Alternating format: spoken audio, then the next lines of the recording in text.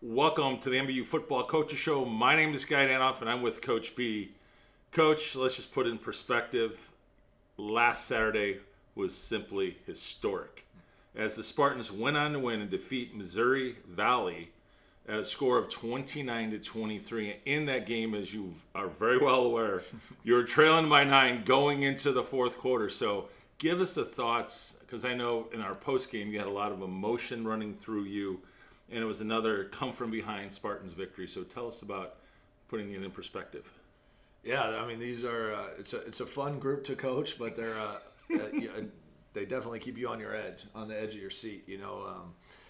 Going in, like you said, going in down 9 into the fourth quarter, and we had some success in the third quarter, and defensively outside of the first drive we were holding them. So I felt pretty good at where we were at. I just knew that it was one of those things we just kind of had to keep doing what we were doing, and eventually something would break. And it did. It took a little bit longer than what I expected. There were some moments in there where it was like, hey, do we punt the ball and play field position, or do we go ahead and just go for it? But we made the decision early to punt the ball, and I think it paid off because as the game went on, we got some good field position a couple times when we really needed it, and then offense did a great job. Yeah, so at halftime, we're trailing by 3. It was 17-14, and the only downside is they were getting the ball first, and I believe they scored on that opening drive. Yeah. And then that was the rest of the scoring from the rest of the way. So what was kind of going through your head at that point? I always ask you this question. It's a great question. What did you tell your team at halftime, knowing they were going to get the ball?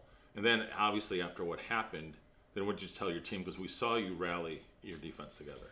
Yeah, so at halftime, I mean, I was livid, and I got after them big time. Probably the most I've ever gotten after them this season at halftime. And a lot of that was not because we were losing, but because of the fact that we were not playing Spartan football. We were making too many mistakes. We had, Jordan holding the ball there late in the second quarter on 2 occasions, one that led to an interception, one that led to an intentional grounding. Yep. And in both of those cases, it led to points. Right. And so that was a situation where because of 2 late mistakes, it led to 10 points.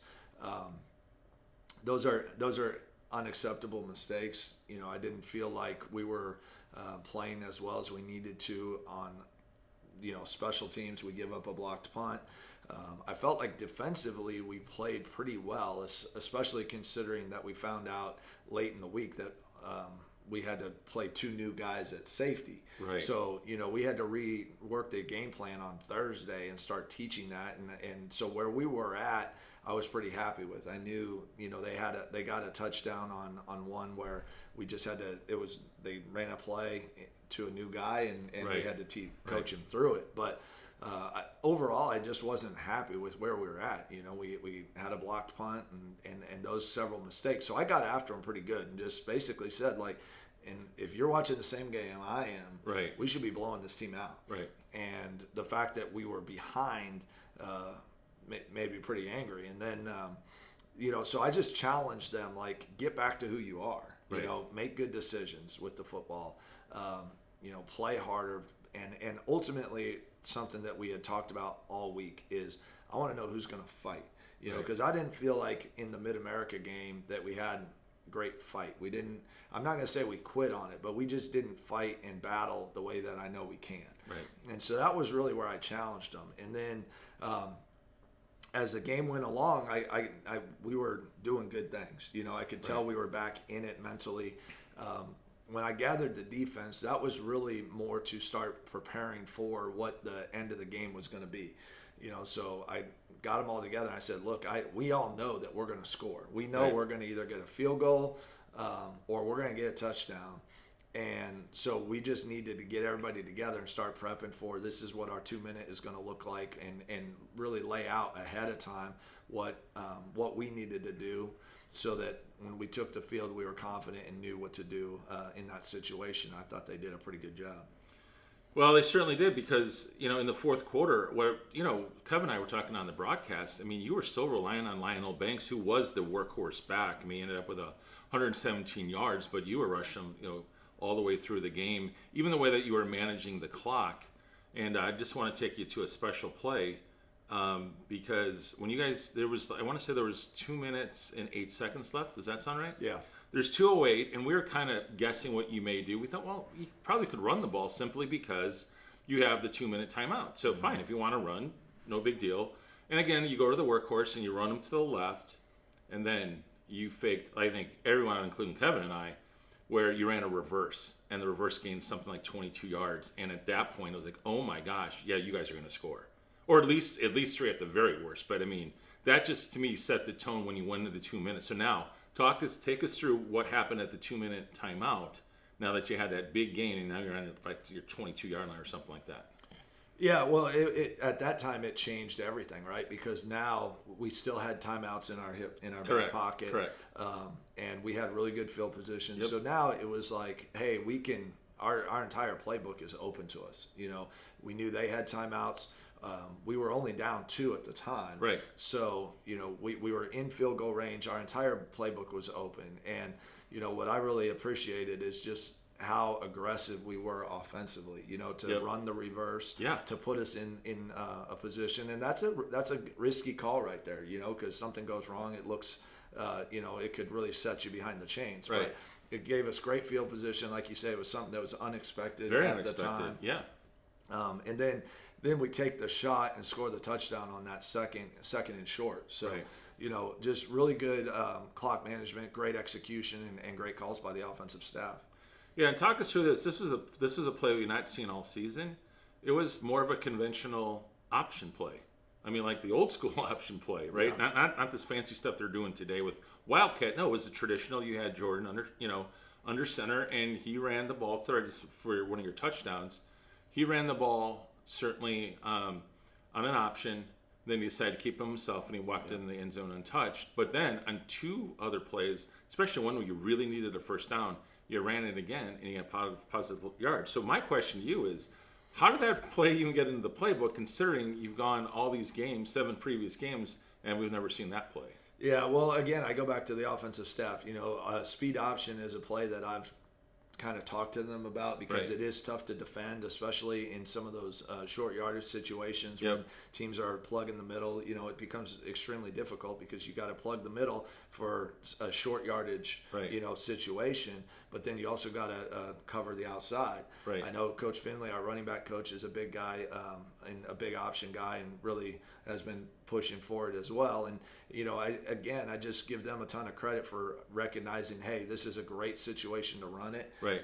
You know, you give yourself a couple options, obviously, in a short yardage situation, and you take advantage of a team that's going to be playing man to man. So, great timing, great call, and again, great execution by the guys. Yeah, it was just remarkable. I mean, all 3 times it worked perfectly for what you needed. Definitely, again, it's great to see you add into the playbook. And now let's talk about, here it is.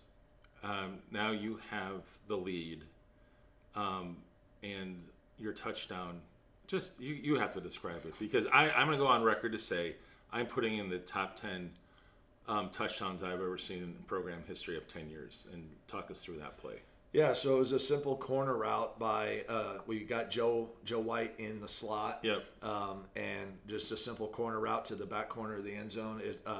When you get in the red zone, those are really tough routes to defend against, especially when you're playing man to man, because leverage and everything becomes so important. I think what was really great is the fact that we got Joe into the slot, because that creates a different matchup, whether you're with a backer or safety, whatever that looks like. Usually you're not on one of your starting corners. Right. So Joe ran a great route. Jordan made a great throw. He was getting pressure, but, give the O-line and Lionel credit. They stepped up, picked up the blitz, and Jordan made a great throw. And I think what was most impressive about it was, Joe's catch was tremendous. He made a great catch. But when you watch it on film and how he went down with the ball and how the defender rolled over the top of it, that's a situation where a lot of times if you don't have strong hands and a really good grip of the football, it's going to get raked out of there on the fall. Yep. So the sheer fact that Joe was able to hang on to the football and stand up with it was tremendous, and give all those guys credit. It was a great play. It was a tremendous play, and we had to obviously watch it to its completion, of course. Did he still hang on to it? To your point, defender was on top of him. and I could see it right away. He had it right here in the breadbasket. I'm like, that is a Spartan touchdown. Wow. And for the record, that was the third touchdown connection between those two, with Jordan Simpson having 3 touchdown passes, and certainly the hat trick. Certainly for Joe White. I mean, you can't write a script any better than that. So now let's go to the defensive side. You now have got the lead. And talk to us about the Raekwon Ramsey show, because I don't know what else you could call it for 3 straight plays. So walk us through the Raekwon show, by the way, because he was the Hart Conference Player of the Week. And this stat line of what he did in 3 consecutive plays, I don't think any Spartan's ever done. So talk us through that. Yeah, so that was actually the series before the 2-minute when we had scored and we needed to get the ball back. So, that puts Missouri Valley in a tough situation because, they weren't a great passing team. Right. We knew that they would want to come out and run the ball to try and use the clock, make us use timeouts, that kind of stuff. So that's really when our defensive line is able to shine. Right. Is they knew that it was going to be handoffs, and Raekwon just did a great job of defeating the guy in front of him and making plays on 3 plays. And we put him in a 3-down front, which changes their blocking schemes a little bit, allows us to kind of, take away the interior part of the run game. Right. And, Raekwon just did a great job. The great thing about when we get our 3-down is that it gives him and Gio Sains kind of a 2-way go on the guy that they're facing. Right. So he made some great moves in there, got in the backfield and got tackles for loss on 3 plays, and that was enormous because then that forced them to lose yardage and then set up a punt in which we were able to get great field position off the start. So that's something we pay a lot of attention to. Something I'm really big on is playing the field position game. And what we call that is a scoring zone for the defense, because we're either going to score by maybe getting a safety or getting a turnover deep, or because of the field position, we're going to set up a score. And, they did a really good job. Well, all I can say, it was just remarkable to see tackle for a loss, then the sack, and then the guy he's going against draws a penalty for holding, rips off his helmet, I guess. So Ray had to come out that play, but nevertheless, set up the punt. He's punting from his own end zone. We got great field position, and then from there, you just took it from there, as you described, the big touchdown connection between Simpson and White. So, all right, Coach. So you've got your 5th win on the season. The Spartans are now 5-3, and that is the most in team history. You still have 2 games remaining. So let's talk about this weekend at 1:00. You're making the trip to Graceland University, and Graceland comes in with a record of 7-2. Yeah. Ironic 5-0 in the conference, but ironically enough, one of their losses was to who you just beat. Correct. Yeah, and take nothing away from Missouri Valley, their starting quarterback, Graceland's starting quarterback, got hurt in the second quarter, and that changed them a little bit. Sure. But yeah, they went out and got the win. St. Ambrose gave them a battle last week. Yep. So this is a good football team. They've got a lot of transfers. They've got a lot of guys that have come from all over, and they've got some talent there. What's interesting about them is that they're not very complex in what they do offensively. Okay. They're gonna line up in only a couple formations. They're gonna drop back. They're gonna throw it. They run it a little bit, but it's not really what they do. But they've got a really good wide receiver who's leading the nation in several categories.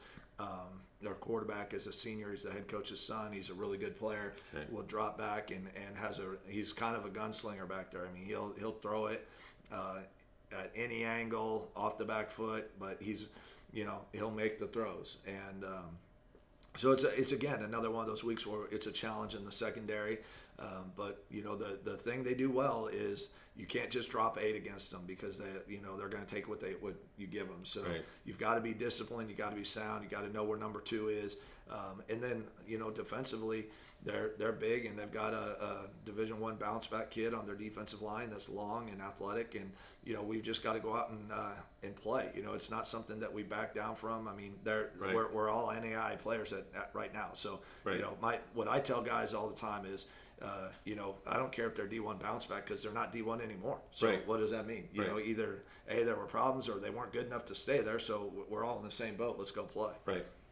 So with that, Coach, what do you think you guys are need to do, knowing these things that you've seen on film? You're playing a very good team. I also did check some records, and they are somewhat of a highly penalized team. Yeah. So in other words, they lack some discipline as far as that goes. But nevertheless, their offense is very explosive. Yeah, based on the way how they've played all season, they have a record of 7-2. Right, that's what we've got to do. We've got to limit the explosive plays. Okay. We've got to keep the quarterback in the pocket. We can't, be covering downfield and then let him loose for a big play in the scramble. Is it going to happen? Yeah. We can't start slow. We can't come out and spot them 14, 21 points because, like you said, they're explosive. They're no huddle. They're going to get up on the ball and go. So we've got to come out ready to go off the get go, and then we've got to be disciplined. That's something we've hammered on to them. Our scout teams have been told, hey, trash talk, push after, do all that kind of stuff, because you're right, they are the most penalized team in the NAI, and we've got to be disciplined. What I tell the guys all the time is let them hurt themselves, and we'll take advantage of it. But we got to be able to walk away from that stuff. Okay, Coach. Here's the scenario. You're 5-3. You have the ability to go and actually have a winning season at 6-3. Yeah. Who knows what happens in the last game? But you have an opportunity to go 6-3. And I just want to wish you all the best, as you guys have worked so hard this season. And how sweet would it be to go on the road and steal one away from Graceland University? Oh, it'd be great. But, it's like I tell the guys, anytime you get an opportunity, if they crack that door a little bit, just go kick the sucker down and let's keep going. So, we've got that opportunity. We ain't going to wait. We've got to get in there and go after it and go get our 6th win. All right, Spartan fans, you can watch it all on the Spartan Digital Network. Kickoff is at 1 p.m. this Saturday as the Spartans take on Graceland University. You've been watching it all right here on the Football Coaches Show with Coach B. I'm Guy Danhoff. Thank you for watching.